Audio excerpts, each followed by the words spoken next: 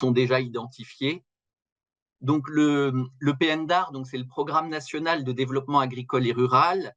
C'est un programme qui est financé par le CASDAR, qui comporte différents outils, donc en particulier les programmes annuels des instituts techniques agricoles, des chambres d'agriculture, des ONVAR, des projets, différents types d'appels à projets de recherche appliquée, de développement, de transfert, et puis les appels à projets dont on va vous parler aujourd'hui, qui sont financés pour un montant d'environ 20 à 25 millions d'euros chaque année, donc sur un total d'environ 150 millions d'euros pour ces financements, pour le total des financements CASDAR. Alors, je ne sais pas si vous voyez, moi je ne vois pas la présentation, Hélène. Alors, normalement, je l'ai partagée, mais si tu ne la vois pas, d'autres personnes la voient ou pas du tout? Non. Okay, non. Je retente. Non, on ne voit pas. Non, on ne la voit pas, Hélène.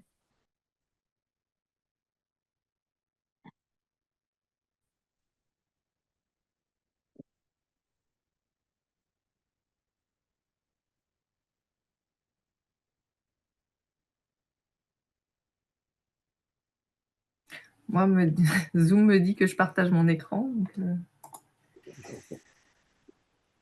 Est-ce que tu as bien sélectionné ton écran où il y a la présentation? Bah oui.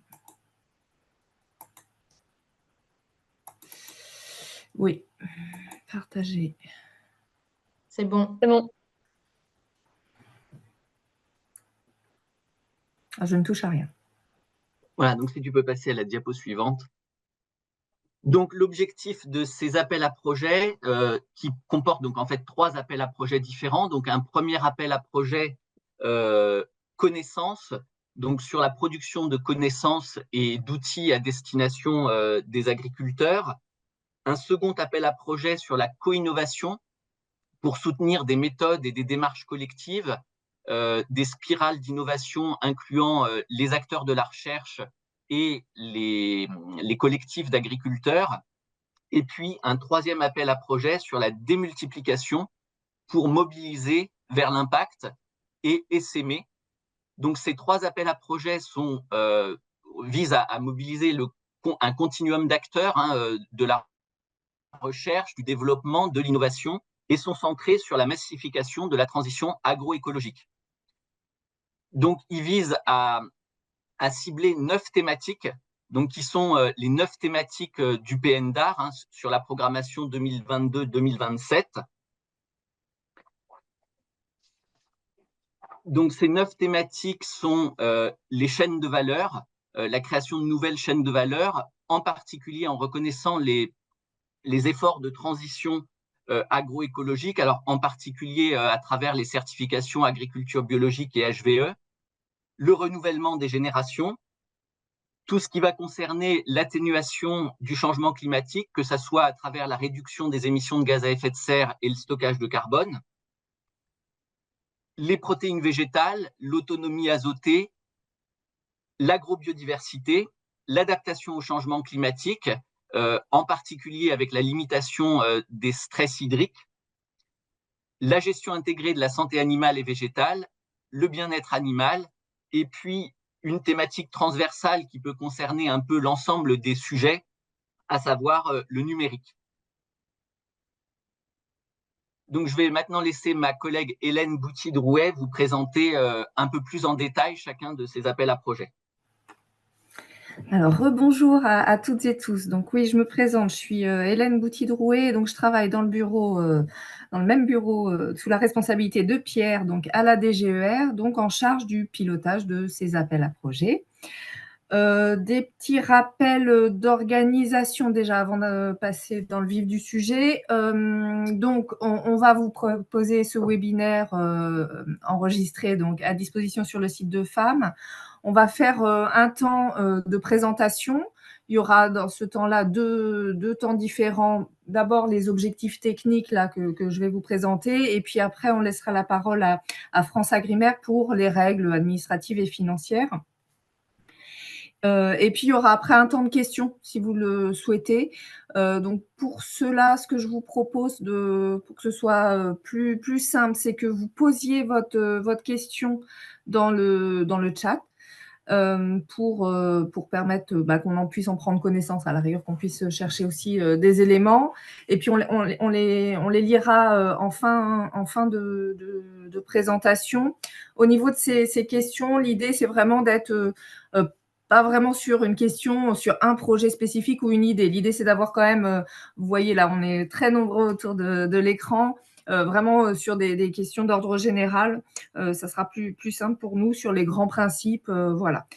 Et puis, renouveler également les remerciements de votre présence nombreuse maintenant, et puis renouveler les remerciements à tous les porteurs de projets qui déposent des projets à ces appels à projets, vous faire un petit retour sur la moisson 2024 qui s'est terminée. Donc, Pierre l'a un petit peu dit. En termes de chiffres, on a eu un nombre intéressant de projets, plus de 122 projets déposés. Il y en a 50 qui ont été financés aujourd'hui en liste principale, et ça représente un montant de 22 600 000 aujourd'hui. Donc voici pour la moisson 2024, vous faire un petit retour. Donc c'est grâce à vous, porteurs, qui déposez tous ces projets, on peut avoir cette qualité de projet. Je vais commencer donc sur les objectifs techniques. Donc c'est vrai que maintenant on est à cette 4e édition. Donc maintenant, j'imagine qu'il y a des porteurs de projets nouveaux, mais j'ai vu quelques noms d'anciens porteurs de projets également. Donc j'imagine que ça, c'est pas tout neuf pour vous. Mais bon, on va repartir, on va présenter les bases puisque c'est l'objectif de ce webinaire. Alors, je passe.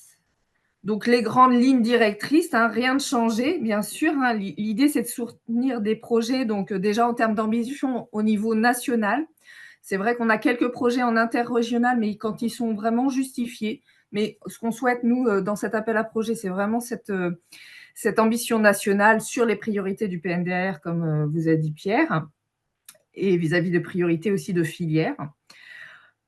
C'est des projets partenariaux avec plusieurs acteurs, donc ils ne peuvent pas être portés ou avoir un nombre trop restreint de partenaires. Il faut qu'il y ait plusieurs acteurs de différents de filières ou différents partenaires de l'ensemble de la filière. Et puis, des projets aussi dits, ce qu'on appelle, nous, dits multifilières. Donc ça, c'est aussi des points qu'on souhaite voir dans les projets. Alors, quand on dit multifilière, qu'est-ce que ça veut dire? Ça peut vouloir dire soit plusieurs filières végétales, soit plusieurs filières animales, ou même avoir avec une approche plus complète sur l'exploitation agricole avec de la polyculture, élevage. Ça, voilà, ça nous intéresse de voir quand même des croisements entre les filières. Et puis, en termes de diffusion des résultats, on souhaite bien entendu que les résultats obtenus liés à des financements publics soient diffusés gratuitement. Et donc, nous, la plateforme qui est utilisée pour diffuser les résultats, c'est RD Agri, mais que vous devez connaître. L'idée, c'est qu'en fait, ces résultats soient accessibles, que ce soit pour les agriculteurs, les conseillers ou même les enseignants qui utilisent beaucoup les données issues de ces projets du PNDAR. Voilà pour les lignes directrices. Et puis, donc en fait, oui, il n'y a pas de… là, ce qu'on va vous présenter aujourd'hui, donc il n'y a pas de modification structurelle vraiment des appels à projets comme vous les avez connus. Donc, je vais dérouler. Je reviens juste sur les 3 typologies, mais Pierre en a parlé, les 3 grands types d'appels à projets que l'on finance, que l'on souhaite financer, qui sont distincts, donc vous avez bien compris, en termes d'objectifs et sur les livrables qui sont produits dans ces projets. Donc, il y a l'appel à projet connaissances qui vise à développer de nouvelles connaissances organisationnelles, mais avec un côté très appliqué pour les systèmes agricoles. C'est de la recherche appliquée qu'on finance ici. Il y a l'appel à projet de démultiplication, l'idée de diffuser, s'aimer les connaissances et les outils qui auraient pu être développés auparavant. L'idée d'appropriation pour les agriculteurs ou les utilisateurs finaux. Et puis le co-innovation, où là, l'idée, c'est de faire participer plusieurs types d'acteurs la science, la recherche appliquée et les agriculteurs pour co-construire des innovations. C'est de la recherche dite participative, en fait. Alors, sur la suite de la présentation, on va rentrer un tout petit peu plus en détail sur les différents appels à projets. Et donc, on va commencer sur l'appel à projet connaissance. Et je vais laisser la parole à le vice-président du jury 2024 qui va présenter cet appel à projet. Je crois que Monsieur Thomas, vous êtes là autour de l'écran, je ne vous vois pas, mais voilà, bon, très bien. Donc, je vous laisse la parole pour présenter les éléments de l'appel à projet connaissance. Avec plaisir. Bonjour à toutes et à tous. Donc, Grégoire Thomas, j'étais coprésident depuis 3 ans de l'appel à projet dit Connaissance. Donc, on a essuyé les plâtres il y a 3 ans, mais aujourd'hui, un peu mieux rodés les uns et les autres, bien évidemment, et tous ensemble pour essayer de travailler vers la montée en puissance de cet appel à projet qui est très prisé. Hélène rappellera les chiffres tout à l'heure. Donc, cet appel à projet, son objectif, c'est de sélectionner des projets de recherche appliquée. Et il faut autant insister sur le mot recherche que sur le mot appliqué ou finalisé. En tout cas, il faut qu'il y ait des questions des fonds de science, hein, des questions de science, des questions scientifiques, mais qui arrivent, qui atterrissent vers de la finalisation, vers de l'application. Donc, des solutions innovantes finalisées avec le mot innovation au cœur du sujet, bien évidemment, dans le cadre des secteurs agricoles et agroalimentaires, en allant jusqu'à la première transformation. Hein, on n'est pas sur de la R&D agroalimentaire proprement dite. Bien évidemment, il faut qu'on pointe pour qu'on puisse mesurer le caractère finalisé de la chose, qu'il y a une production ou en tout cas une perception de solutions transférables et diffusables aux utilisateurs finaux, à condition bien évidemment également de définir qui sont les utilisateurs finaux. Alors, dans ces projets, ces types de projets attendus, maintenant, ça a été le projet le plus prisé en nombre hein, depuis le début. Peut-être aussi parce que les gens hésitaient entre différentes rubriques des 3 appels. Mais c'est bien dans la conception de systèmes de production qu'on attend les projets, dans la conception de techniques et d'organisation, dans la conception de méthodes et outils d'aide à la décision, en rappelant dans ce cas-là qu'il ne peut pas s'agir de comparaison de méthodes, mais bien de la mise au point de la méthode avec derrière ou devant, je ne sais pas comment dire, une question scientifique qui permet d'avancer et d'élaborer la méthode. Bon, des équipements, des outils de traitement d'informations, et là aussi, dans les datas, ce n'est pas du moulinage, excusez-moi du terme, mais je pense que ça représente bien ce qu'on veut dire. Ce n'est pas de la moulinette ou du moulinage à data, mais c'est bien la mise en œuvre de méthodes scientifiques permettant de traiter des informations et permettant de traiter de manière innovante les informations. Diapo suivante.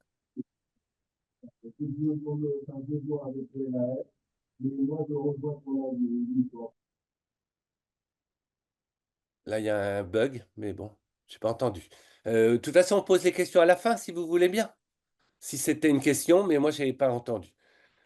Alors, au regard de ce périmètre ou de ce spectre d'attente du cadre des projets, on vous a mis ici quelques exemples de projets qui étaient plutôt des bons projets. Alors, il n'y a pas de jugement de valeur, mais de jugement de pertinence par rapport à l'appel à projet, sachant que le jury, et donc la présidence du jury, pilote les opérations en matière d'excellence ou de qualité scientifique. Et c'est bien la qualité scientifique, la qualité des livrables, la qualité des méthodes élaborées, la qualité des innovations attendues qui vont être le juge de paix ou le critère comparatif prioritaire, les critères comparatifs prioritaires. Alors, quelques exemples, on vous en a mis 3 hein, dans des secteurs tout à fait variés. Un projet qui évalue les impacts du changement climatique et des stratégies d'adaptation alimentaire pour maintenir la qualité nutritionnelle et technologique des produits ovins laitiers. Donc, on va de la production, de l'élevage au produit, en passant par la mise en œuvre de l'alimentation de ces ovins, donc la mise en œuvre d'un système de production innovant pour faire face au changement climatique. Donc il y a bien tous les mots-clés hein, du PNDAR derrière, même s'ils ne sont pas dans le titre, bien évidemment. Autre aspect, alimentation sur mesure et pilotage des apports de nutriments pour la durabilité des élevages avicoles. Là aussi, donc, à la fois la mise au point d'alimentation, les méthodes d'alimentation et ensuite le monitoring ou pilotage de ces apports dans le cadre de l'alimentation et de l'élevage avicole. Et puis après, tout autre registre qui s'articule bien évidemment avec les questions de réduction de phytosanitaires, un diagnostic des maladies des plantes au champ par imagerie et séquençage au débit. Alors là, c'était la méthode qui était mise au point, donc eh bien, pas des comparaisons de méthodes, mais de la mise au point de méthodes sur certaines maladies de plantes, en vue, bien évidemment, de réduire l'utilisation de produits phytosanitaires. Mais la réduction d'utilisation, elle est loin, hein, bien évidemment. C'est le centrage de ce projet, il était plutôt sur les questions de diagnostic de maladies au champ au travers de méthodologies nouvelles. Alors, on s'est essayé collectivement, dans le cadre du jury, avec nos amis France Agrimaire et la DGER qui appuient beaucoup la mise en œuvre de ces questions de jury. On s'est essayé à faire un peu une rétrospective de ce qui avait évolué dans les projets, notamment depuis le début, hein, peut-être pas uniquement depuis 2024. C'est que globalement, aujourd'hui, on a énormément de beaux projets, de bons projets en termes de qualité, ce qui veut dire que, effectivement, euh, il n'y a pas de rubrique qui doit déparer dans la construction d'un projet si vous voulez atterrir. C'est la qualité de la construction scientifique et technique, en particulier une certaine rigueur, une certaine formalisation et une certaine justification. L'argumentaire, en particulier, sur les contextes, les enjeux de qualité sont particulièrement importants et les enjeux en question se font au travers d'une bibliographie sérieuse, mais surtout, plutôt, d'une approche socio-économique élargie. Alors, le deuxième aspect, ça a été évoqué en introduction, hein, c'est que ce sont forcément des projets multipartenaires, et donc, mais ce n'est pas pour le plaisir de mettre un nombre de partenaires. C'est pour rendre cohérent ce pilotage, cette gouvernance partenariale au travers de sa complémentarité, la complémentarité des partenaires et la diversité. Donc, diversité rejoint complémentarité et justification de cette diversité. Et puis, on a vu énormément de projets multifilières et là, on peut dire qu'on les encourage vraiment fortement. Alors évidemment, sans ostraciser qui que ce soit, quand on a un projet sur la lavande, on peut guère envisager un projet multifilière. Mais dans la plupart des cas, que ce soit en végétal ou en animal, il y a moyen de faire des pendants, même si on travaille sur une filière principale. Pensez bien que des collaborations comparatives d'approches dans deux filières ou dans plusieurs filières sont vraiment des plus dans la qualité du projet. Alors, qu'est-ce qu'on attend de plus? Ben, encore mieux, bien évidemment, mais bon, nos exigences sont déjà fortes. C'est que il y a vraiment une approche globale dans les projets, hein, en particulier en se dirigeant vers une approche systémique, des approches systèmes qui incluent notamment un recul par rapport à cette approche système et à l'innovation dans les approches systèmes, recul qui se traduit par une analyse de risque. Le deuxième aspect, c'est qu'il y a toujours mieux à faire, en particulier pour ceux qui ont déjà évolué dans notre dispositif. Il y a toujours mieux à faire sur l'identification des livrables des projets. On voit bien les enjeux souvent, on voit bien ce qui va être fait, mais finalement, concrètement, comment on va pouvoir évaluer la production et la qualité de production du projet, ben, c'est au travers des livrables. Et ces livrables ne sont pas toujours concrets. Or, on est bien dans la recherche finalisée. De la même façon, importance de produire et de montrer que vous avez déjà réfléchi à la priorisation d'indicateurs de suivi des projets, indicateurs de moyens, indicateurs de réalisation, indicateurs de suivi et indicateurs d'impact. Bon, ça fait beaucoup d'indicateurs, mais bon, déjà, si vous vous essayez dans ces rubriques, ce sera très bien. Et puis, toujours et encore, on réinsiste sur la question des projets multifilières, notamment collaboratifs entre filières pour apporter de l'une à l'autre des filières et répondre aux problématiques dans les territoires et les exploitations. Alors, je crois que c'est fini pour cet AP. Ouais, merci Monsieur Thomas. Donc voilà sur l'appel à projet connaissances. Donc on va dérouler et on va passer à l'appel à projet démultiplication. Donc là, malheureusement, les présidents ou vice-présidents n'ont pas pu être présents pour vous présenter. Donc je me fais leur porte-parole. En tout cas, c'est travaillé conjointement. Donc, on revient un petit peu sur l'objet, les objectifs de cet appel à projet. Donc, on l'a déjà dit, mais l'idée quand même, c'est de favoriser une large appropriation des outils développés par ailleurs. Et il s'agit ici de financer soit des actions d'accompagnement innovantes pour du transfert des outils, des innovations ou des données. Les cibles de ces appels à projets, ces projets ils peuvent s'adresser soit aux conseillers, soit aux agriculteurs eux-mêmes directement. Et on veut vraiment une implication forte des différents acteurs du développement agricole dans le cadre de cet appel à projet. Donc, les agriculteurs sont attendus dans le partenariat, vous l'avez bien compris. Une spécificité aussi de cet appel à projet, c'est qu'on souhaite qu'il y ait des approches interdisciplinaires, c'est-à-dire qui impliquent aussi des sciences dites économiques, humaines et sociales. Les SHS, en fait, sont vraiment attendues dans cet appel à projet. C'est une des spécificités de l'appel à projet des multiplications. Et puis après, l'approche territoriale, surtout là, quand on veut aller vraiment démultiplier. Donc, le regard du jury est vraiment attentif là-dessus, sur les territoires, donc national, interrégional, si justifié. En termes de type de projet attendu, on va voir des démonstrations et des expérimentations, donc directement chez les agriculteurs ou les producteurs. Des projets qui tournent autour d'initiatives d'animation, de facilitation d'échanges de pratiques entre agriculteurs, accompagnés ou non par des conseillers ou des animateurs. Et on a aussi des mises en place de méthodes, programmes de conseil à vocation stratégique, en fait, en collectif. Ça peut être individuel aussi, mais l'idée, c'est d'accompagner les agriculteurs dans leur prise de décision vers les transitions, bien entendu. On a aussi des réalisations concrètes au sein des exploitations. On finance ce genre de choses-là aussi pour lever les freins.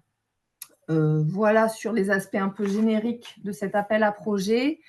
Après, on a pris en exemple 2 projets retenus sur cette édition 2024. Donc, le premier projet Alumina, qui est dont le titre est « Améliorer les apports de lumière naturelle et artificielle dans les bâtiments d'élevage pour répondre aux besoins des animaux et des hommes ». Donc, ce projet concerne le thème 8 du PNDAR, amélioration du bien-être animal. Il est porté par la Chambre d'agriculture Bretagne et c'est un projet qui était multifilière, justement, multifilière animale, mais élevage de porc, volaille de chair, veau de boucherie. Ça, c'était intéressant. Les objectifs principaux ont été à la fois mutualiser des connaissances. L'idée, c'est de déployer aussi des solutions innovantes pour améliorer les apports lumineux. Et puis, aussi une montée en compétences des professionnels et éleveurs, donc via de la formation. Donc, ce qui a plu au jury dans ce projet, c'était que c'était très bien rédigé, donc ça fait partie des critères également. Un projet ambitieux qui vise à réunir à la fois la science avec l'expérience pratique et les volets réglementation. Ce que j'ai pas dit sur le partenariat aussi, c'est qu'il y a donc ça associe des experts des filières agricoles, mais également des professionnels du bâtiment. Donc ça a intéressé forcément le jury. Et puis le transfert de connaissances via des démonstrations en station expérimentale et des retours d'expérience des éleveurs qui a été très bien explicité dans ce projet. Donc c'est pour ça qu'on a choisi de le financer. Le deuxième projet des multiplications qu'on voulait vous mettre en avant, c'est le projet Agir, agriculture de groupe, installation réussie, les agris installent des agris. Donc c'est porté par la Fédération régionale CUMA, Nouvelle-Aquitaine, pardon, régionale Nouvelle-Aquitaine, et puis dans le thème 2 de renouvellement des générations, toujours un projet multifilière. Donc l'installation des futurs et des nouveaux agriculteurs. Le partenariat aussi a été bien construit, ça a été noté par le jury. Donc il y a à la fois les réseaux CUMA, il y a les chambres d'agriculture, les coopératives, l'association départementale de réseau FADEAR, il y a donc, bien entendu les CUMA et le réseau CIVAM. Donc, l'avis du jury, c'était de montrer que le partenariat était très intéressant, qu'il y avait un lien avec l'enseignement agricole. Il y a tout un volet sur les méthodes pédagogiques qui sera construit dans ce projet, en lien avec les formateurs. Il y a l'action collective qui est vraiment au centre du projet. Et puis, il y a tous les publics, toutes les formes d'installation sont encouragées dans ce projet. Donc, c'est ce qui a été noté de la part des membres du jury. Pareillement, là, il y a eu l'exercice fait de se dire, qu'est-ce qui a été apprécié dans les projets 2024 ou avant, comme disait M. Thomas, mais est-ce qu'on attendrait pour 2025 ? En tout cas, dans les projets 2024, il y a eu une amélioration constatée de la qualité des projets. La dimension collective est très, très fortement appréciée. Et donc, on voit qu'il y a l'ensemble des structures partenaires qui sont là. Et puis aussi, ce qui a été noté, c'est l'aspect rédactionnel et puis l'argumentaire aussi et bibliographie de qualité. Donc, à continuer, bien sûr, pour la moisson 2025. Et puis, ce qu'on attendra aussi pour 2025, c'est toujours, ça c'est assez transversal, hein, cette notion d'indicateur qui nous permettent de bien évaluer aussi votre projet en regardant un peu les choix des indicateurs que vous faites. Et forcément, nous, ça nous permet de voir aussi la qualité de votre projet et puis les impacts qu'il aura. Les efforts de multiplication et non pas que de l'acquisition de connaissances. Parfois, c'est vrai qu'il y a une part de connaissances qui est trop importante dans les projets de l'appel à projet de multiplication. Donc ça passe pas. Des innovations aussi dans la méthodologie et les outils de transfert et d'appropriation, avec une prise de risque qui va être attendue. Les projets multifilières, mais ça, vous l'avez bien compris. Et puis aussi un souci, un regard sur, quand il y a des développements de méthodes, de formation ou d'outils, un regard aussi sur la pérennité de l'action. C'est-à-dire que nous, c'est vrai que si on finance un projet sur 3 ans, on aimerait que vous ayez réfléchi aussi après comment pérenniser dans un modèle économique ou autre l'outil qui aura été développé ou la méthode qui aura été développée. C'est important pour qu'on puisse démultiplier ou essaimer. Voilà sur des multiplications. Et donc, le dernier appel à projet qui est l'appel à projet co-innovation. Donc là, pour revenir sur les objectifs de cet appel à projet, c'est de financer des projets qui reposent sur une démarche de co-construction entre, vous l'avez compris, agriculteurs et acteurs de la recherche et du développement. On souhaite que ces projets aient des objectifs de développer des innovations, que ce soit techniques, organisationnelles, économiques ou sociales. Et puis aussi de les mettre en œuvre simultanément sur le terrain, sur les exploitations. Et il y a aussi un point qui est assez intéressant, c'est qu'on souhaiterait qu'il y ait un phénomène d'aller-retour terrain-recherche, en fait, qui fait vraiment l'objet de la recherche participative. Voilà. Les caractéristiques des projets attendus, l'approche collaborative, vous le comprenez bien. Des résultats concrets, on est toujours quand même sur du développement agricole, de la recherche appliquée. Donc, il faut qu'il y ait des choses très applicables sur le terrain. Le multipartenarial, implication forte de partenariats et de partenaires variés. D'ailleurs, dans ce cadre de cet appel à projet, il y a un critère d'éligibilité, c'est l'intégration d'un ou de plusieurs groupements d'agriculteurs formalisés. Donc ça, c'est un des critères d'éligibilité à cet appel à projet. Donc ça, c'est très important. Ce partenariat équilibré, avec une gouvernance aussi associée.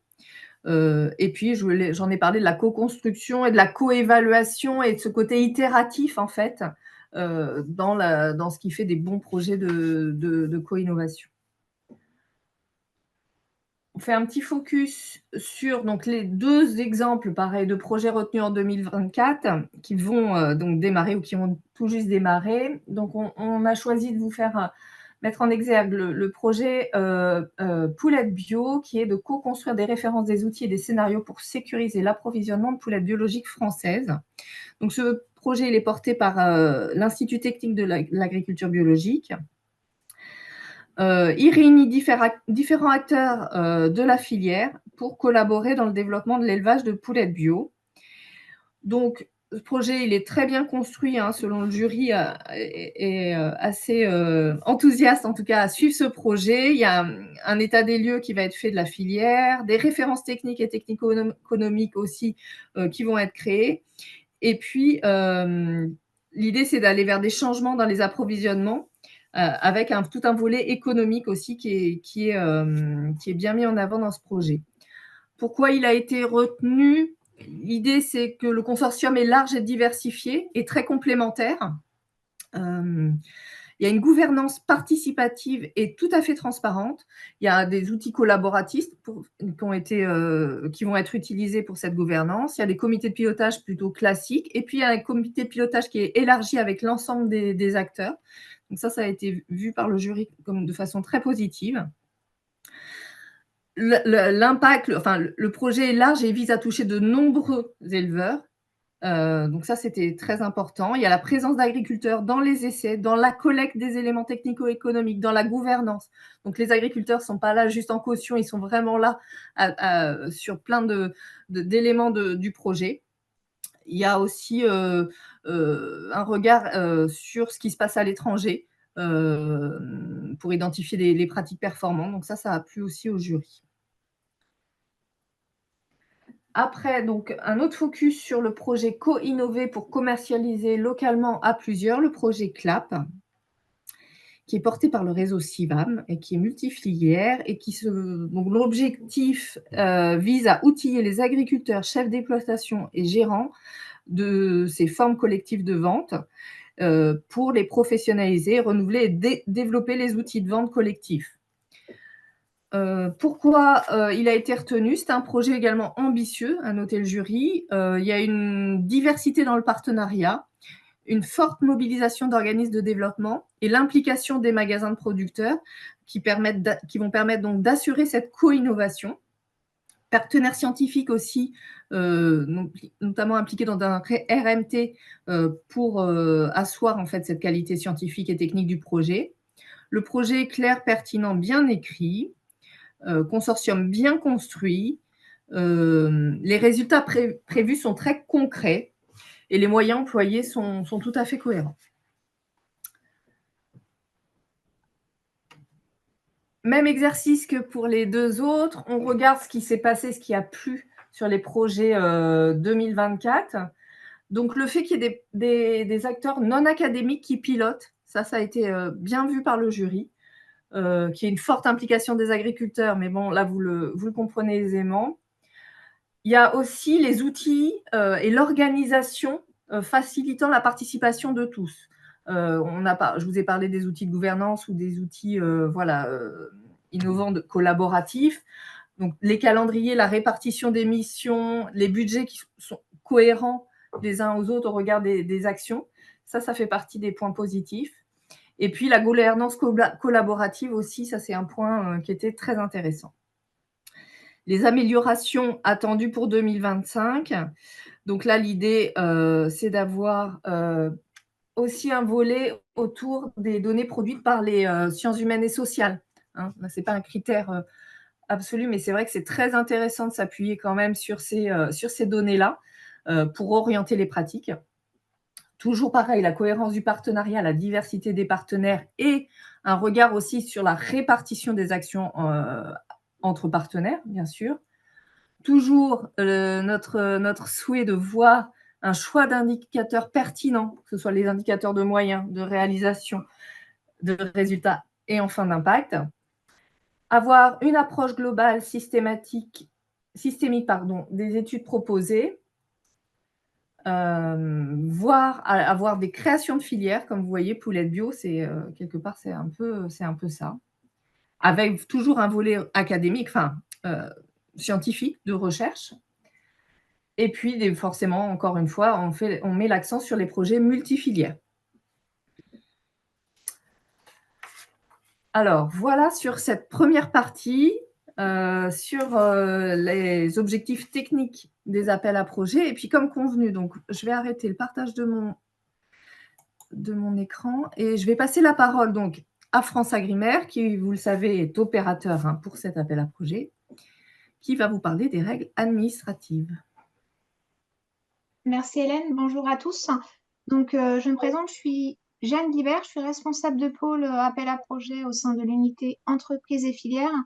Et ce pôle est en charge notamment de l'instruction de l'appel à projet co-innovation. Donc moi, je vais vous présenter les règles administratives et financières qui régissent ces 3 appels à projet. Et Valérie Poulain, je lui laisserai la parole après. Elle vous présentera le calendrier de l'appel à projet 2025 ainsi que les modalités de dépôt. Voilà. On peut passer à la diapo suivante, Valérie, s'il te plaît. Merci. Alors, concernant les organismes bénéficiaires cibles de cet appel à projet, donc ce sont les mêmes que l'année dernière, à savoir donc c'est ouvert aux organismes et entreprises qui conduisent une activité de recherche et de production, diffusion des connaissances, donc ce qui inclut les organismes de recherche et d'enseignement supérieur, les instituts et centres techniques, les chambres d'agriculture, les groupements professionnels à caractère technique, économique et social, notamment les ONVAR, et les organismes regroupant des entités dont l'objet légal ou réglementaire s'inscrit dans les missions de développement agricole, et enfin les établissements d'enseignement agricole. Deuxième type d'organisme bénéficiaire des appels à projets, c'est ouvert aussi aux opérateurs économiques dont l'objet premier n'est pas de faire de la recherche ou du développement agricole, donc ils peuvent également déposer, quel que soit leur statut légal. Voilà. Diapo suivante, merci. Alors, concernant les règles communes à ces 3 appels à projets, donc il y a des prérequis, notamment au niveau du partenariat, de l'échelle territoriale du projet, ainsi que sur la durée de réalisation. Donc, concernant le partenariat, ce sont des projets qui mobilisent obligatoirement plusieurs partenaires, au minimum un chef de file et un partenaire, sachant qu'un partenaire doit demander un minimum d'aide de 5 000 €. Il n'y a pas de type de partenaire obligatoire, sauf pour l'appel à projet co-innovation, ce qui avait été dit par Hélène tout à l'heure. Et au moins un groupement d'agriculteurs doit demander une aide d'au moins 5 000 €.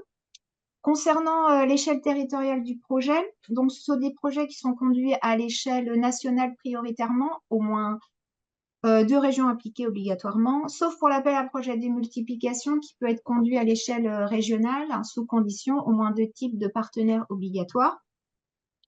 Enfin, concernant la durée de réalisation, ce sont des projets d'une durée maximum de 42 mois. Dans les 42 mois, on inclut une éventuelle demande de prolongation.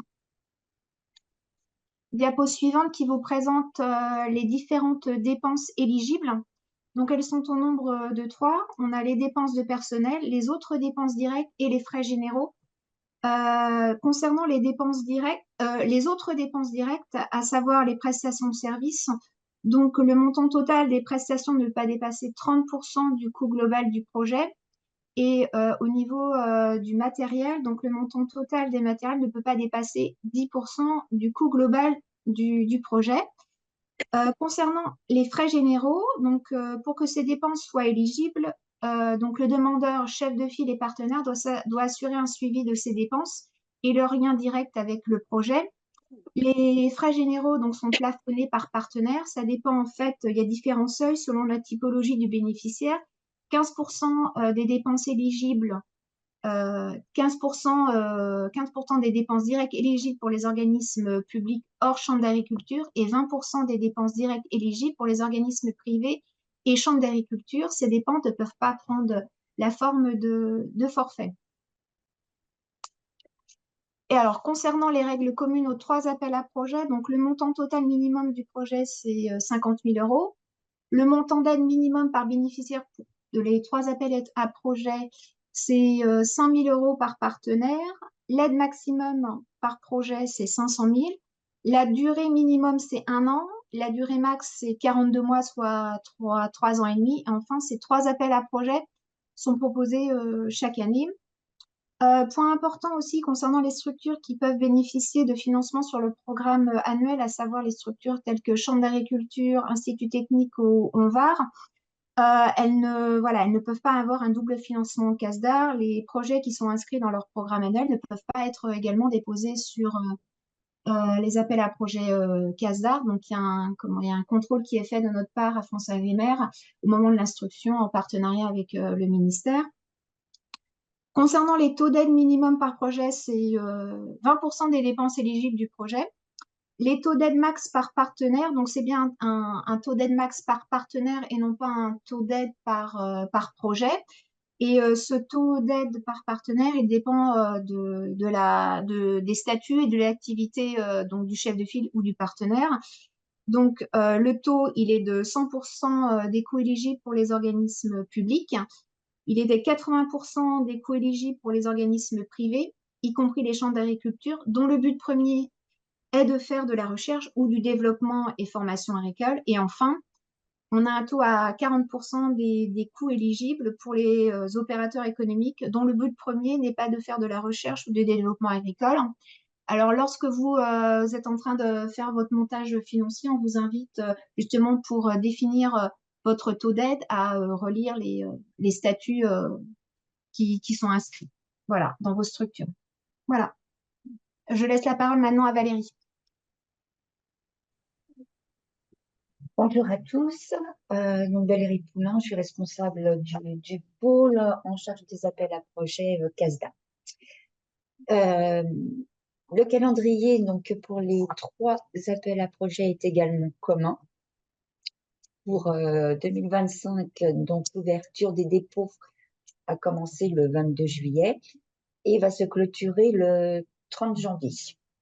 De février à mai, nous allons avoir une phase d'instruction et de tous les dossiers et d'expertise.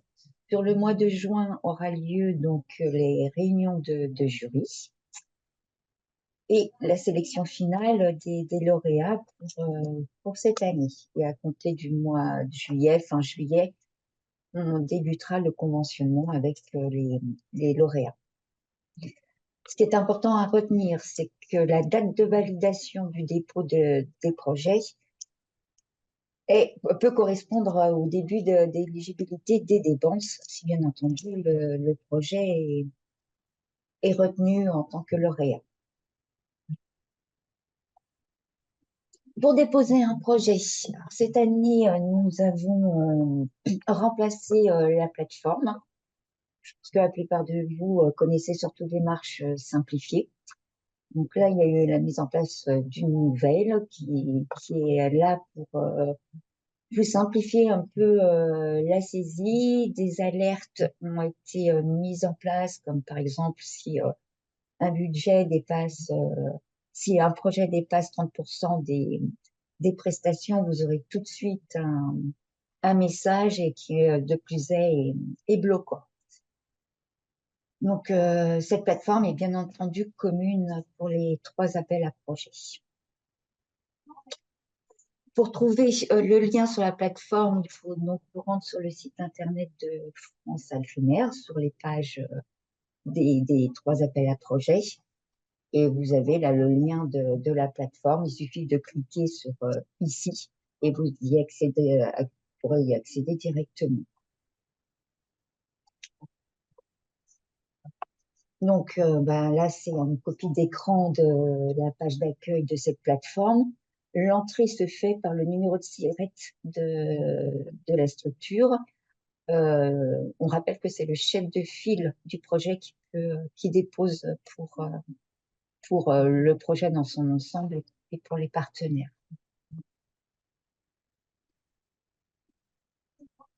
Donc voilà, ça c'est la deuxième page. Vous aurez à l'écran le nom de votre structure.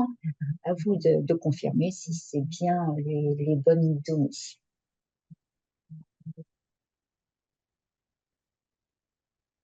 Donc, et après, sur la deuxième page, vous pourrez sélectionner ensuite l'appel à projet sur lequel vous souhaitez déposer. Le contenu du dossier. Donc, les projets sont déposés sur cette téléprocédure avec un contenu qui est bien normalisé. Donc, il faut impérativement que le formulaire complété comprenne le descriptif générique du projet, les budgets et plans de financement. Le descriptif technique du projet qui doit respecter la trame qui est fournie en annexe de la décision que vous pouvez trouver sur notre site internet. Il faut impérativement une lettre d'engagement de chaque partenaire participant au projet, ou si c'est déjà fait, nous transmettre l'accord de consortium signé par tous les partenaires. De toute façon, cet accord de consortium vous sera demandé par la suite si le projet est lauréat. Vous aurez la possibilité de pouvoir joindre un autre document que vous trouvez utile pour instruire votre projet. On rappelle qu'il est vraiment impératif d'utiliser bien toutes les annexes qui sont mises au sein de la téléprocédure. Une fois que vous avez déposé votre projet, vous aurez automatiquement un accusé de réception. Et si votre projet est bien lauréat, les dépenses éligibles pourront commencer à partir de la date de cet accusé de réception.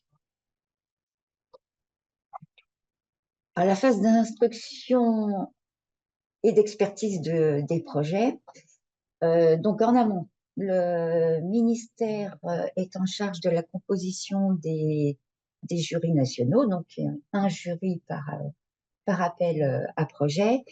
Chacun est composé à peu près de 15 membres, avec ces membres ont des profils adaptés en fonction des objectifs de l'appel à projet, et le ministère fait attention pour qu'il y ait une pluralité au niveau des profils. Ensuite, France Agrimaire est en charge là du contrôle des règles d'éligibilité administrative et financière. Nous avons une grille commune pour les 3 appels à projets. L'expertise scientifique et technique est donc réalisée par des experts indépendants. Ils ont une grille d'expertise avec différents points, et ces points tous ces items sont communs aux 3 appels à projets. Donc cette grille, cette grille d'évaluation est adressée aux experts que nous désignons, et également ensuite aux rapporteurs au sein de chaque jury. Donc l'avis du jury sur les projets à sélectionner, on organise une réunion avec l'ensemble des membres, le président et le vice-président, où il y a donc un échange sur chaque projet. Les membres du jury ont accès également aux expertises qui ont été faites en amont de ces réunions. Ils les prennent en compte, et eux ont également évalué, et ensuite il y a une décision, un débat qui est fait au sein de chaque jury pour prendre une décision finale sur chaque projet. Et la dernière phase de sélection, elle est assurée par les services du ministère, donc les 3 directions du ministère de l'Agriculture, qui est en charge de finaliser cette sélection, bien entendu en s'appuyant sur les avis qui ont été rendus par le jury et les priorités filières qui sont formulées dans chaque conseil spécialisé de France Agrimaire. Et pour rappel, pour chaque dispositif, vous avez une adresse générique. Il ne faut pas hésiter à utiliser pour poser vos questions ou contacter les personnes en charge de chaque appel à projet. Voilà, je vous remercie beaucoup de votre attention. Eh bien, merci Jeanne, merci Valérie de ces présentations. Ce que je vous propose maintenant, c'est qu'on puisse prendre connaissance des questions dans le fil de discussion, puis on va les faire au fur et à mesure. Alors effectivement, Hélène, moi j'ai fait un copier-coller de toutes les questions au fur et à mesure, hein, donc j'espère que j'en oublie pas et puis on peut commencer. Eh bien, allons-y, Jeanne, alors, comme si tu Alors. peux prendre la main, ouais. Alors voilà, donc je lis comme ça directement. Il y a une question concernant le taux de financement CASDAR et cofinancement. Est-ce que c'est toujours 80 ou 20? Puisque l'INRAE peut être financé à 100%, cela veut dire que les autres partenaires sont financés à moins de 80.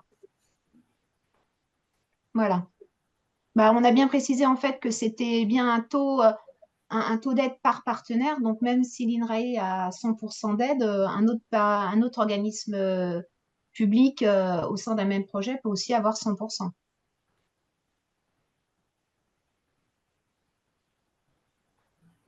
Bon.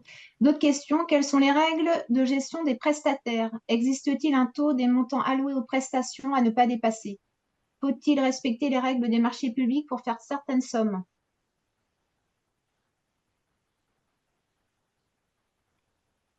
Oui, il y a bien un plafond de 30% pour les prestations de Oui. services. Effectivement, les règles de marché public s'appliquent, mais tous ces éléments-là sont précisés dans l'article 3 de la décision qui est publié sur le site internet. Donc, n'hésitez pas à regarder cet article qui précise notamment les conditions à respecter sur les mesures sur les dépenses de prestations de services. Et les éléments, si je peux me permettre, Marie, ils seront demandés au moment du solde. On revérifiera ces éléments au moment du solde.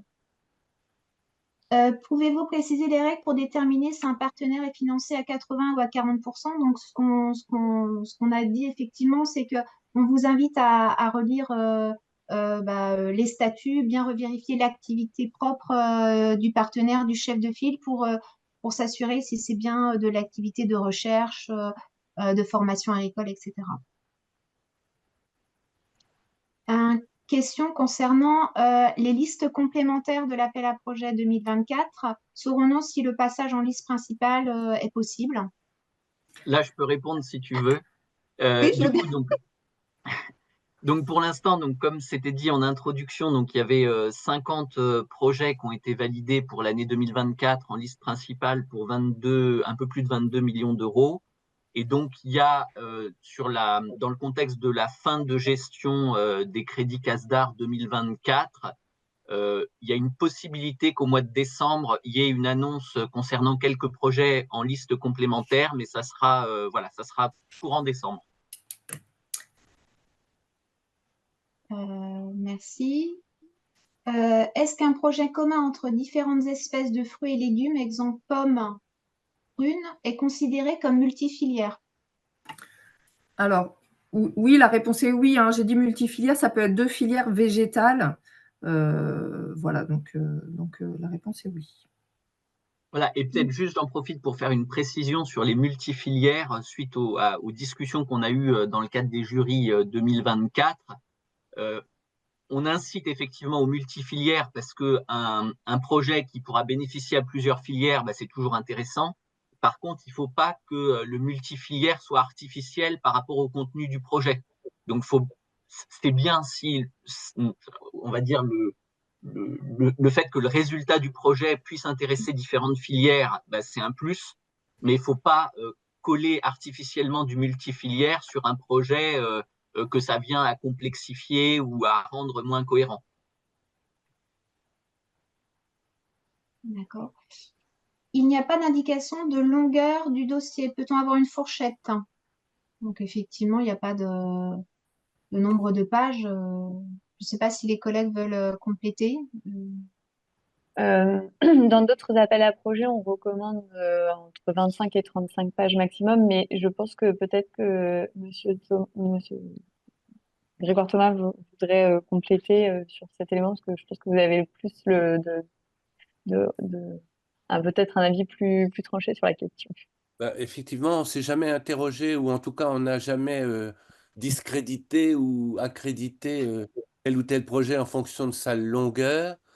La qualité prime sur la longueur, mais on pourrait considérer qu'un maximum de 25 pages fait partie du raisonnable et de l'enjeu de qualité, de synthèse. Parce que bon, derrière le nombre de pages, il y a l'approche synthétique, mais suffisamment précise quand même, parce qu'on en demande beaucoup.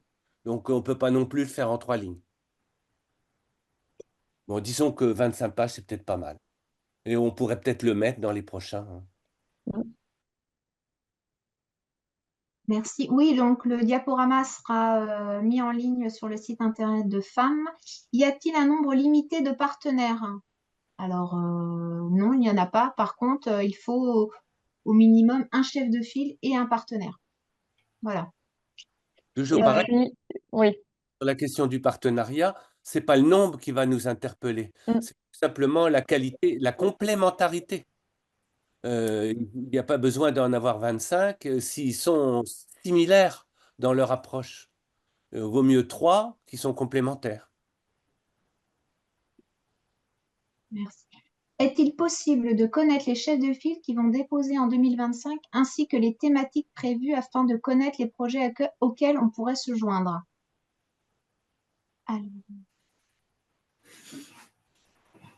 Alors, bon, bah, là, c'est compliqué. En fait, nous, on n'a pas vu sur les projets qui vont être déposés. Là, c'est un travail que vous avez à faire dans vos réseaux respectifs, d'identifier des monteurs de projets. Voilà, c'est dans vos réseaux qu'il faut s'adresser. C'est pas à nous. Nous, on n'a pas cette vue-là. Voilà. De toute façon, c'est aussi un enjeu de complémentarité, hein. Il n'y a pas un appel à manifestation d'intérêt sur tel ou tel partenaire, mais c'est bien le raisonnement du pilote qui initie la question, qui identifie des partenaires complémentaires. C'est toujours le même esprit, hein.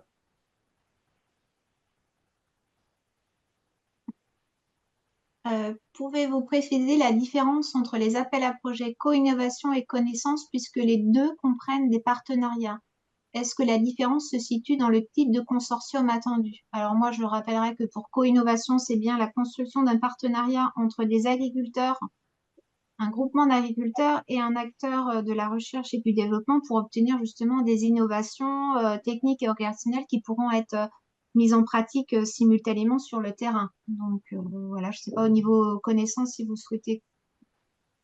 Oui, en fait, la question ne réside pas dans la question des multipartenaires, qui sont de toute façon similaires dans les 3 appels à projets. En l'occurrence, là, la question réside dans le fond du sujet et le fond de la thématique, portant sur des aspects recherche et développement d'un côté et de l'autre côté dans l'innovation appliquée, finalisée de l'autre. Donc la grande différence, c'est pas le périmètre des acteurs, mais c'est bien le fond de la question. Oui, pour rebondir ce que vous dites, monsieur Thomas, c'est de se dire, là, dans les 3 appels à projets, il faut des partenariats, hein, bien entendu. Après, c'est vraiment l'objet de recherche. Est-ce que c'est du développement d'une nouvelle méthode, connaissance, recherche appliquée, ou alors une co-construction beaucoup plus poussée avec les partenaires agriculteurs ou utilisateurs finaux? Il y a une question concernant l'appel à projet co-innovation. Les entreprises fournissant des services à l'agriculture et aux filières agricoles type agroalimentaire. Donc là, je vois pas. Enfin, en tout cas, sont éligibles, sont qualifiés de groupements d'agriculteurs les établissements, les organismes qui ont des formes juridiques, voilà, qui sont qualifiés de groupements d'agriculteurs avec un SIRET un RIB, voilà, si on peut compléter de mon côté, je n'ai pas trop.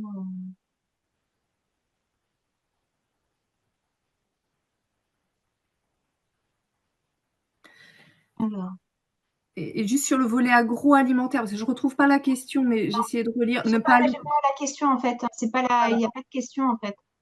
Qu'en est-il des entreprises qui n'ont pas dans la catégorie des services, par exemple, une entreprise semencière, peuvent-ils être partenaires financiers? Alors ça doit être une autre question. Peuvent-ils être prestataires? Donc ça, c'est une autre question. En tout cas, la première. Ouais, donc partenaire ou prestataire, oui. Après, c'est le côté transformation, ne pas aller au-delà de la première transformation dans les industries agroalimentaires. Moi, c'était plus là-dessus que je voulais réagir. Et voilà. Ah ben, en semence, on n'est pas dans la première transformation, donc là. C'est bon.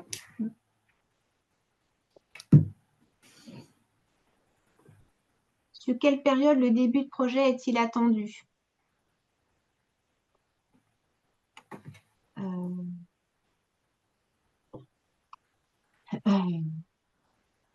Là, c'est-à-dire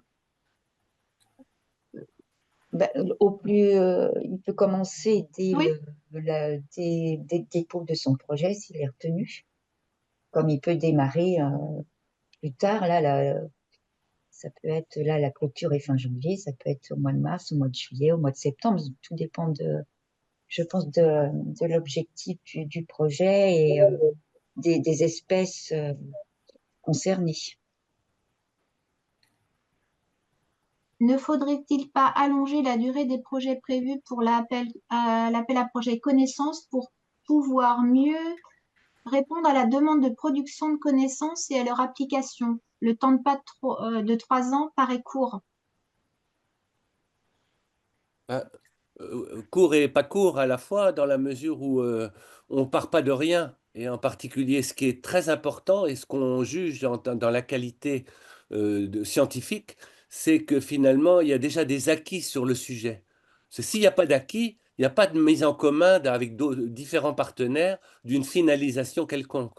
Donc finalement, on est dans l'étape, non pas académique des questions de R&D, mais dans l'étape finalisée. Donc, avec 3 ans, ça se justifie assez bien. Qu'en est-il des modalités de calcul des frais généraux et de certification éventuelle?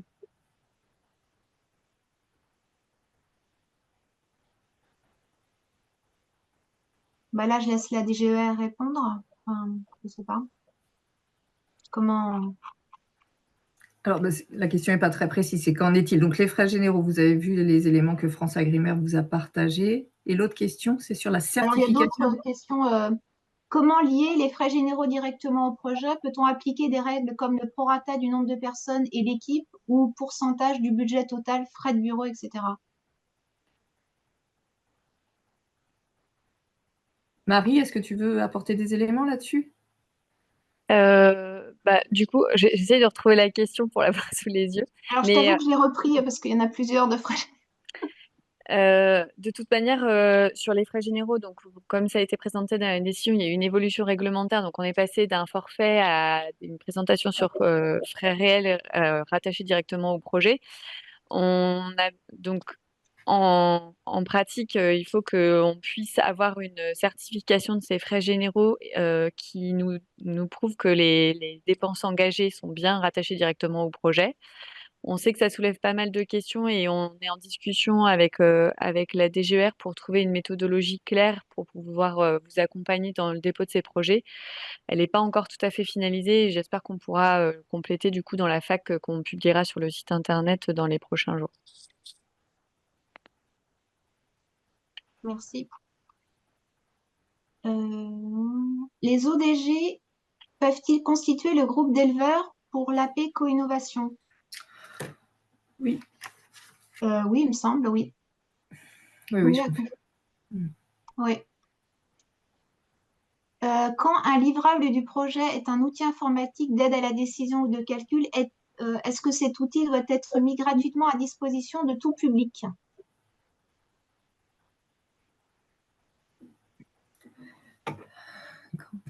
cherche la question. Tu peux relire la question? Quand un livrable, quand un livrable du projet est un outil informatique d'aide à la décision ou de calcul, est-ce que cet outil doit être mis gratuitement à la disposition de tout public?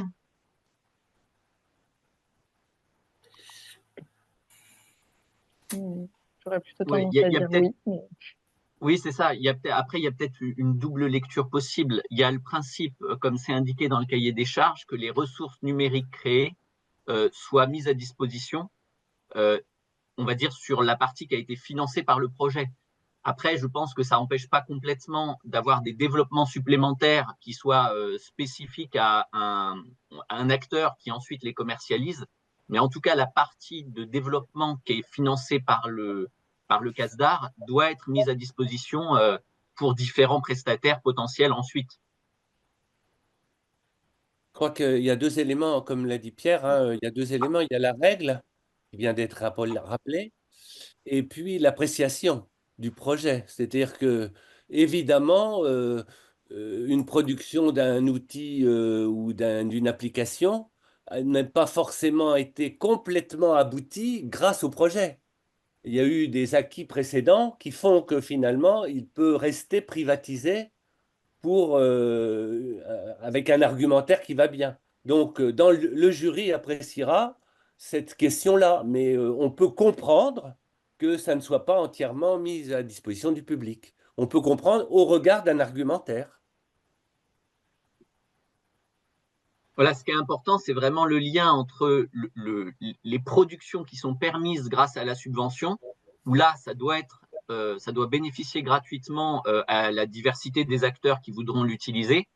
Mais par contre, voilà, ce qui a été lié soit en amont, soit après à des développements complémentaires privés, là, ça peut rester privé.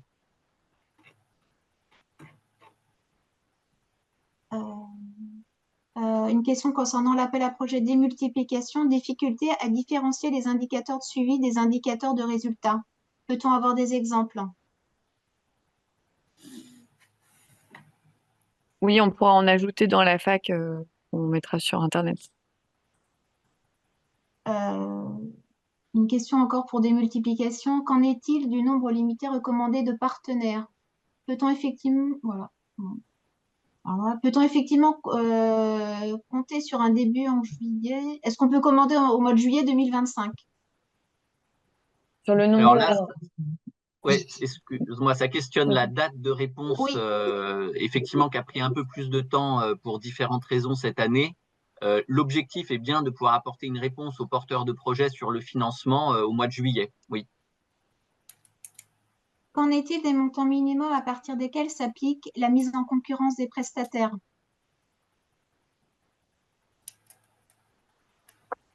Comme pour les deux autres appels à projets, on n'a pas mis de montant minimum.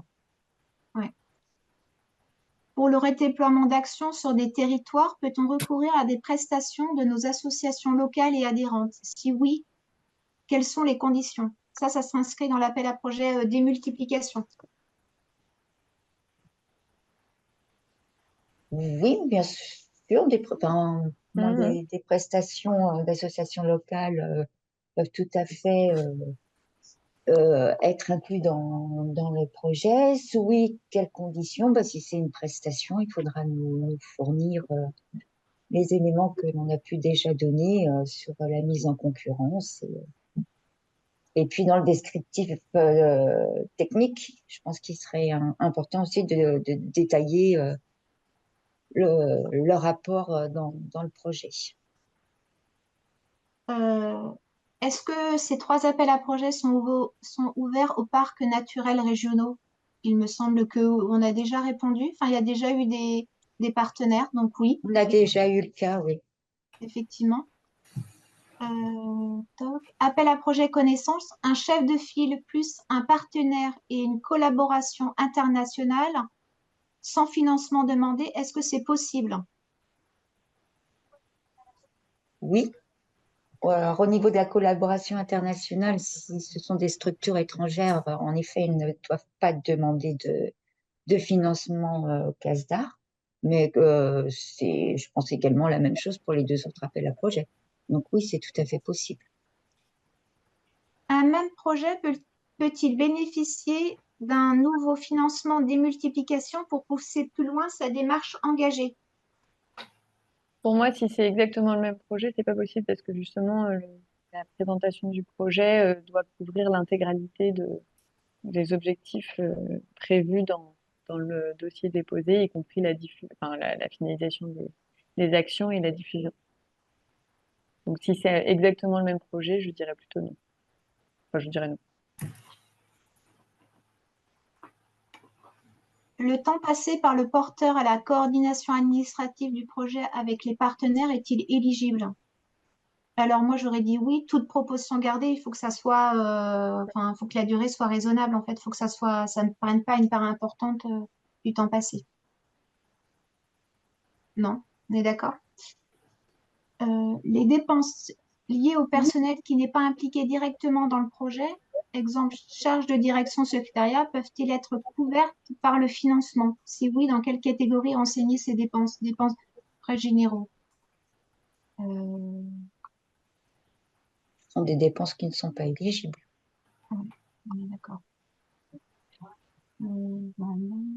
Appel à projet démultiplication, que voulez-vous dire concrètement par suivi des dépenses et lien avec le projet pour les frais généraux? Bon, ça, c'est les frais généraux. Voilà. Chaque partenaire doit faire une compta analytique lien avec le projet. Bon, ça, c'est ce que disait Marie. Il y aura une clarification qui sera apportée sur le site. Là aussi, la certification des comptes. Ah oui. Alors, concernant la certification du compte-rendu financier, quid des structures privées, partenaires ou chefs de file qui n'ont pas d'obligation à nommer un commissaire aux comptes? Dans ces cas-là, on vous invite à vous rapprocher de votre centre de gestion pour certifier les comptes. Les coûts de certification peuvent-ils être éligibles? Il me semble que non. Oui, enfin, je dirais non aussi. D'accord. Appel à projet démultiplication. Alors là, je pense que c'est spécifique à... Nous avons eu un mail de vos services suite à une question nous disant que la limite de 15 KE des prestations s'appréciait par nature. Exemple, communication, intervention. Or, en discutant avec d'autres structures qui ont déposé et accepté, le regroupement par nature de prestations n'existe pas. Pouvez-vous nous en dire plus? Je suis étonnée de la remarque du coup, et ça a l'air d'être un cas particulier, donc n'hésitez pas à nous envoyer un mail pour qu'on Ouais, regarde un peu plus, parce que là, sans éléments complémentaires, ça va être ouais, difficile de répondre. tout à fait. J'ai Donc, envoyé des mails, j'ai pas eu de réponse. Excusez-moi, je vous coupe, mais j'ai pas eu de réponse, donc on fait Sur comment dans ce quelle, cas-là? sur quelle adresse? Je chercherai, mais on a régulièrement pas trop de réponses, donc peut-être vous pouvez communiquer une adresse où c'est le mieux Bah, vous pouvez écrire à Oui, aap.connaissance ou aap.démultiplication ou aap-co-innovation. ouais. Bon, on écrit, mais on n'a pas tout le temps les réponses. Donc. Et juste du coup, par rapport à votre réponse là, par rapport à votre réponse sur les frais de certification, les coûts de certification ne sont pas éligibles, mais on est d'accord, c'est des frais généraux.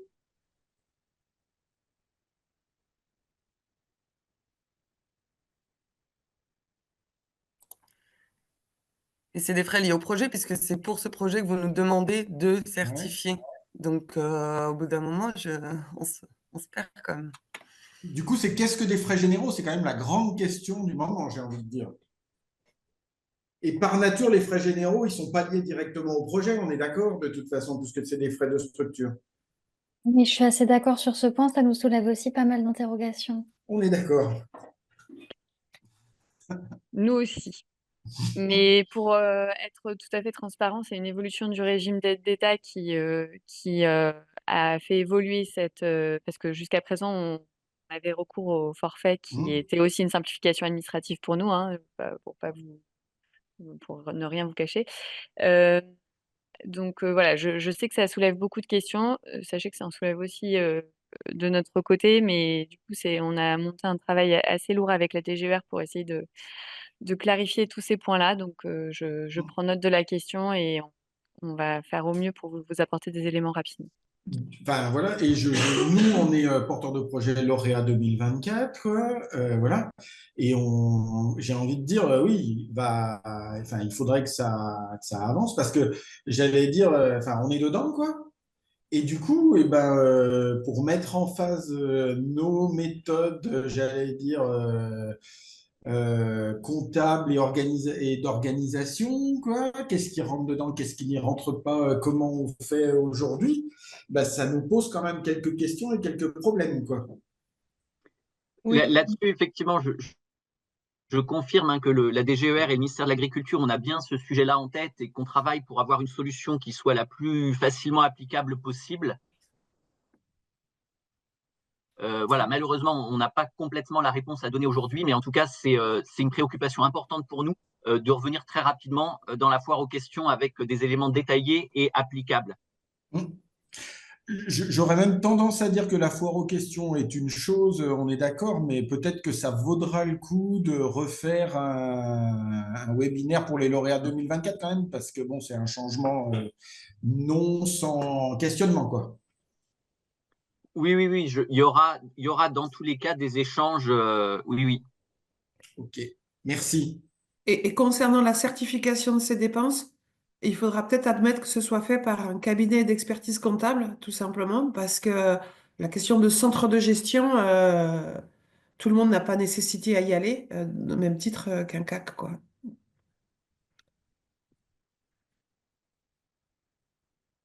D'accord. Il y avait une question concernant l'accord de consortium. Y a-t-il une forme et un contenu? Effectivement, on n'a pas de document de modèle type. Donc voilà, il faut qu'il respecte le modèle de la convention avec les différentes parties. Est-ce qu'un partenaire qui engage des frais de prestations et pas de salaire est-il éligible? Oui, effectivement, un partenaire peut ne présenter que des, entre guillemets, autres dépenses directes et ne pas présenter de salaire. Il pourrait être éligible. Il est demandé d'avoir une ambition nationale pour les projets. Est-ce que cela repose sur la thématique ou la réalisation du projet? Si la problématique est d'intérêt national, mais que la recherche est menée principalement dans une région, est-ce que cela remplit les objectifs? L'idée, c'est que ça ait de l'impact au niveau national. Après, du moment que c'est argumenté et justifié, bien sûr, la recherche, si votre centre de recherche de R&D est dans un territoire, voilà. Après, l'intérêt, c'est de voir justement les livrables qui seront produits. Après, ça dépend aussi de l'appel à projet, je dirais. Mais les livrables produits, si l'impact est national, voilà. Mais il faut qu'il y ait une vocation nationale. On a une question là concernant le PAD, donc la nouvelle téléprocédure pour déposer les projets.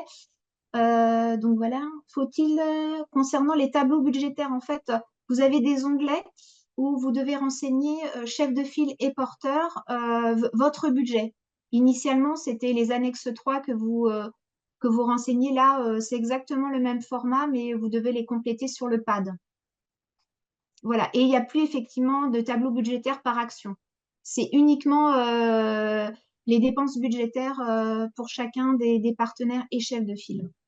Je peux compléter ma question? En fait, dans l'annexe 1 qui est disponible sur le site, et tout à l'heure, vous avez dit qu'il fallait qu'on suivre vraiment cette annexe 1 pour la déposer. À la fin, il y a les tableaux budgétaires et il y a les tableaux budgétaires par action. Ah oui, ok, dans ces cas-là, c'est voilà, il faudra qu'on le mette à jour, mais non, en fait, on n'avait plus besoin de mettre les budgets par action, uniquement le budget partenaire et chef de file. Et quand on dépose l'annexe 1, on peut enlever ces tableaux, on n'a pas besoin de vous les resoumettre de nouveau vu qu'on les met dans le PAD. Oui. Ok, super, merci. Moi, je me permets, j'avais juste une petite question parce que j'ai des informations divergentes sur la modification des budgets par partenaire. J'ai des indications. Bon, on dépose les budgets par partenaire, mais comme indiqué là, mais ensuite le projet il va évoluer. Donc il peut y avoir des modifications de budget par partenaire. Est-ce que cette modification des budgets par partenaire est possible en cours de projet avec signature d'un avenant, j'entends? Oui, bien sûr. Dès lors que le projet est lauréat, vous pouvez effectivement nous faire une demande écrite et voilà, la demande sera étudiée. Et argumentée. Voilà. D'accord, ok, Oui. merci. On va essayer de revenir à la liste des questions qui sont posées dans le chat pour essayer de structurer parce que J'essaie, mais ouais, le temps qui passe. Non, mais je sais bien, Jeanne, mais voilà, je vous remercie. qu'en est-il d'un projet qui répond aux objectifs de la feuille de route LAIN? Serait-il éligible? Un projet LAIN serait-il éligible? Là, faut qu'on... Là, je dirais que tout dépend du projet et du lien. Il y a bien le lien quand on parle de transformation, il y a le lien entre le couplage production agricole et transformation. Donc, je pense que c'est autour de ce couplage que l'éligibilité peut se définir. Tout dépend quelle est la dimension élevage de ce projet laine. Si c'est du cardage de la laine, non. Si il y a le lien entre la brebis et la laine et la qualité de la laine, oui.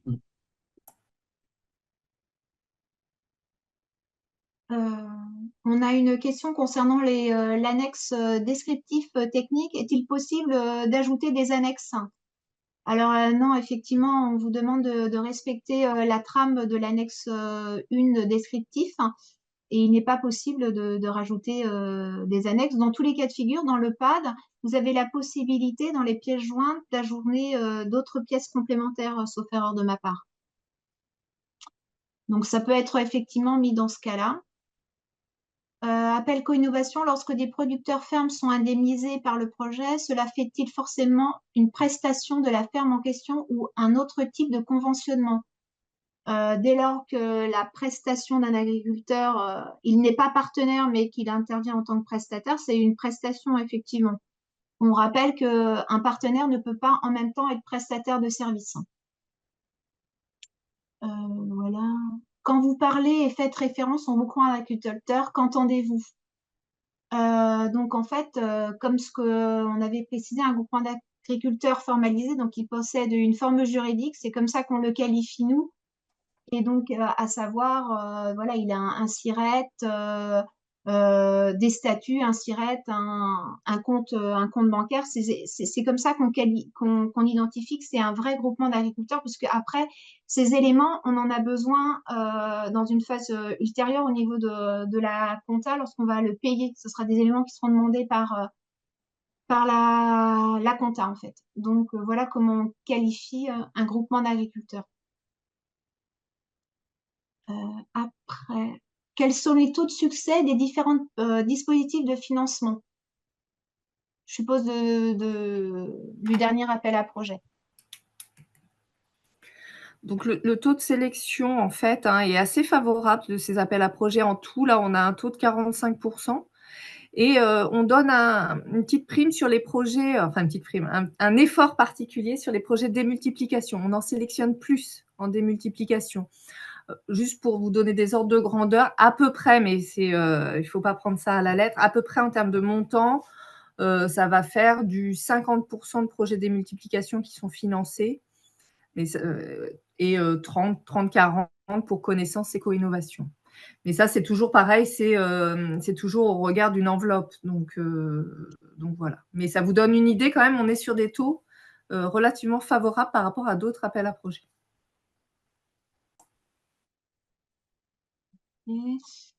Démultiplication, quels sont les critères? Selon quels critères est évalué le critère finalisé et déjà éprouvé sur le terrain des outils et méthodes à diffuser? Est-ce que l'utilisation de biostimulants pour toute nouvelle application pour laquelle il y a une POC et pour laquelle le projet va permettre de collecter des références techniques, voilà, peut construire, je sais pas tout, mais... Pour répondre à ces questions un peu spécifiques, là, l'idée, c'est vraiment le travail des experts aussi. C'est au regard de leur connaissance des preuves de concept ou des choses voilà, qui vont évaluer au fait, les projets. C'est au regard des expertises et du travail du jury. Là, je ne peux pas vous répondre spécifiquement aujourd'hui. Quel taux d'aide pour les agriculteurs? Donc là aussi, on disait que ça dépend de la forme juridique et après, tout dépend de la forme juridique auquel l'agriculteur. Alors, est-ce que l'appel à projet démultiplication peut contenir un peu d'acquisition de connaissances pourvu qu'elle soit directement diffusable à des opérateurs identifiés. Faut pas que ce soit l'objet même, mais je pense qu'il y a d'autres projets, oui, où il y avait quand même une part d'acquisition de connaissances. La réponse, effectivement, peut pas être binaire. C'est du ressort de la prise de risque du porteur de projet, tout ça. À vous de jauger, hein, mais le jury jaugera aussi. Mais donc, faut le justifier dans ce cas-là. Ok. Est-il possible d'avoir des partenaires qui ne reçoivent pas directement de financement? Donc effectivement, oui, vous pouvez. Dans le PAD, vous pouvez l'indiquer. Il y a un item quand vous identifiez vos partenaires. Est-ce qu'ils demandent financement ou non financement? Dans tous les cas de figure, pour chaque projet, il faudra un chef de file et un partenaire minimum qui demande 5 000 € de dépenses. Y a-t-il des restrictions de statut juridique pour les partenaires du projet? Je ne pense non, il n'y a pas de restrictions budgétaires par rapport au statut légal de la structure. Et j'avais encore des questions concernant les frais généraux. Alors là, on en a une autre. Une prestation auprès d'un laboratoire étranger peut-elle être financée si aucun labo français ne réalise ses analyses? Oui, ce sera une prestation. Voilà. Toc, je regarde. On avait encore des questions, c'est les groupements d'agriculteurs. Donc là, dans ces cas-là, on reclarifiera sur la FAQ qu'est-ce qu'on entend par groupement d'agriculteurs pour que ça soit plus clair au vu des questions qu'on a eues aujourd'hui. Donc, je pense que c'est...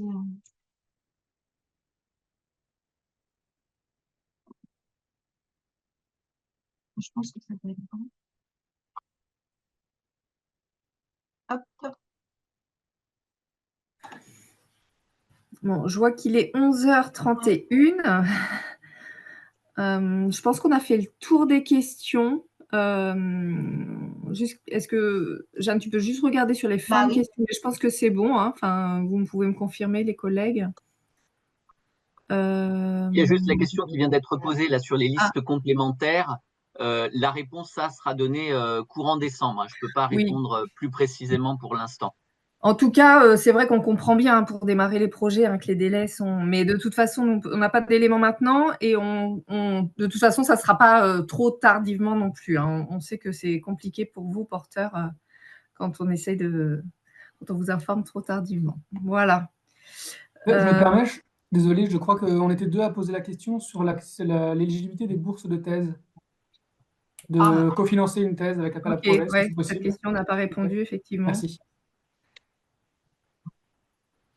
Est-ce que les bourses de thèse sont dans les dépenses éligibles? Oui. Mais si la thèse a déjà un financement, oui, en fait, c'est en déduction du financement que la structure aura. Si je ne me trompe pas. Bon, on vérifiera, puis c'est pareil, on complétera si les demandes portent sur des demi-bourses, parce qu'en général, il y a un financement ou autre. Mais ce financement demi-bourse grève beaucoup un projet qui ne dépasse pas 500 000 €. Hein, donc voilà. Après, c'est un choix, mais je ne sais pas s'il y a une règle administrative. Valérie va la redonner dans la fac. Oui, on va regarder bien précisément. Ouais. Eh bien… Il y a une question qui m'intéressait, là, que j'avais, voilà, qui était, peut-on faire appel à des cofinancements jusqu'à 100% des dépenses éligibles? C'est-à-dire 80 ou 75% si notre projet a été financé à 75% par le CASDAR. Est-ce qu'on peut avoir un cofinancement par un organisme public ou privé sur des dépenses qui sont éligibles au CASDAR? C'était une question, je pense, qui a été posée à 11h32. Alors, en fait, au moment du solde, nous, on vérifiera de notre côté si on est les derniers à payer, s'il n'y a pas un double financement sur les dépenses, en fait. Et on ne prendra en compte que la partie des dépenses qui n'a pas été prise en compte par l'autre cofinanceur. Ok. Bon. J'espère qu'on a pu faire le tour et répondre à la majorité des questions. Donc, nous, de toute façon, on va se poser, on va bien regarder encore dans le chat, là, voir si on n'a pas loupé de questions. Si vraiment vous avez des questions, après, il ne faut pas hésiter, comme vous a proposé France Agrimaire, à poser votre question en direct à AP, connaissance, démultiplication ou co-innovation. Et puis, on vous remercie de votre participation très active. Voilà, les éléments seront disponibles très prochainement sur le site de France Agrimaire. Et puis, bon travail, bon dépôt de projet pour cette année, cette édition 2025.